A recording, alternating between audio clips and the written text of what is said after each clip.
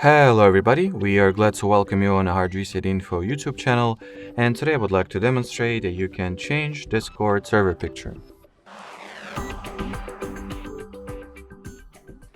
So to begin with, you will need to tap at the server's name.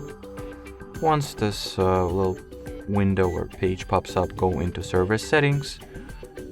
And in here at the top middle part of the settings, server settings page, just tap at the current profile or avatar picture that you have, then select the new server picture from your gallery that you would like to set, crop it, and save it. And here you have it. Alrighty, so that will be it for this video. Thanks for watching, and bye-bye.